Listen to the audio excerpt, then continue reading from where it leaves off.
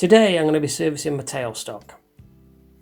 I've had this machine for 5 years and never really serviced anything, and it's looking a bit worse for wear, so therefore I think I better strip it down, clean it, lubricate it, reassemble it and spray it all up and share this with you.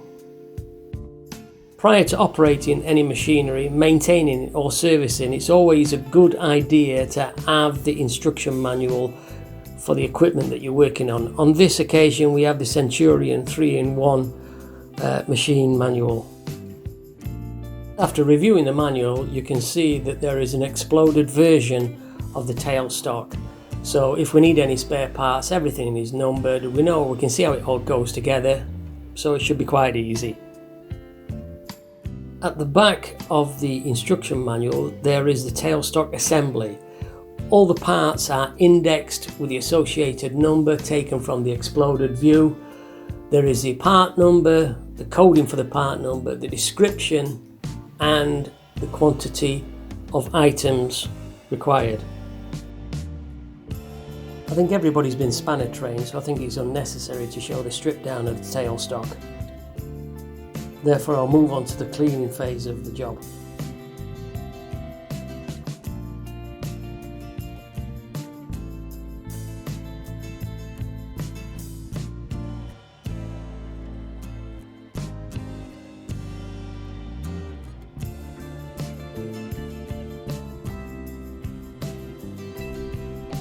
This parts washer is about one of the best bits of kit that I've got in my workshop. Excellent for cleaning away iron filings, dirt and debris and things like that. The liquid that I use in here is called Geyser. It is rather expensive and it costs us nearly as much as the old parts washer itself, but it does last a long time. I would recommend, if you do purchase one of these, is to put magnets near the pump. And what happens is, as all the iron filings are washed away, they accumulate on the magnets and they're not drawn back into the pump.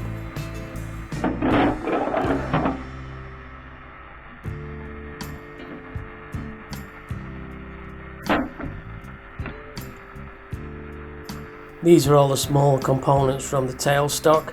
What I'll do is just flush them and leave them overnight to soak. Then I'll deal with them in the morning.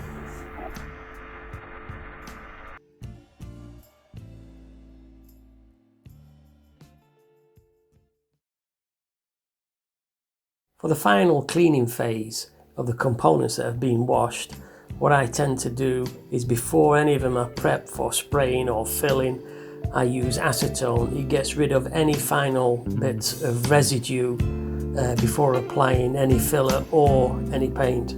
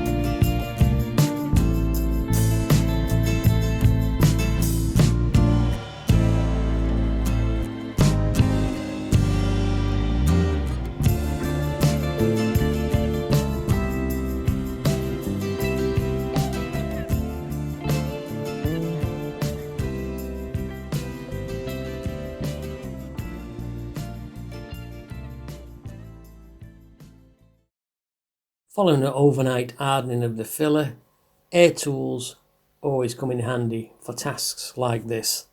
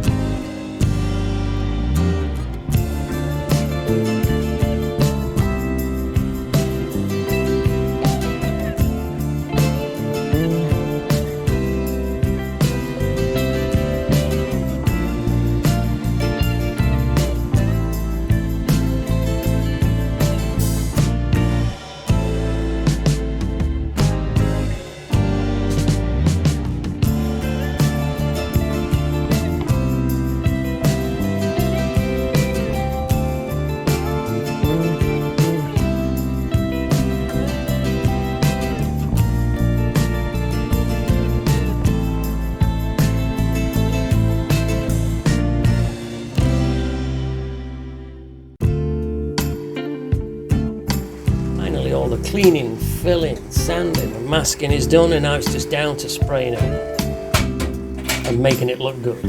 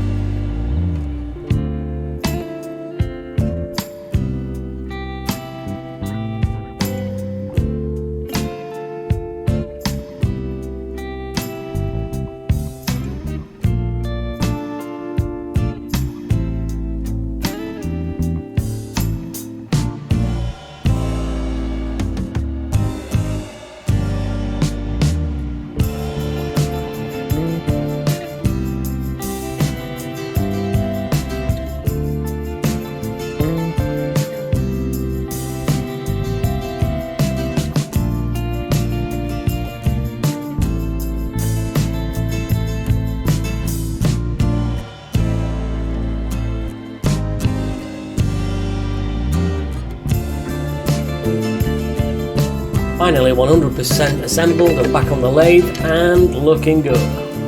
Finally.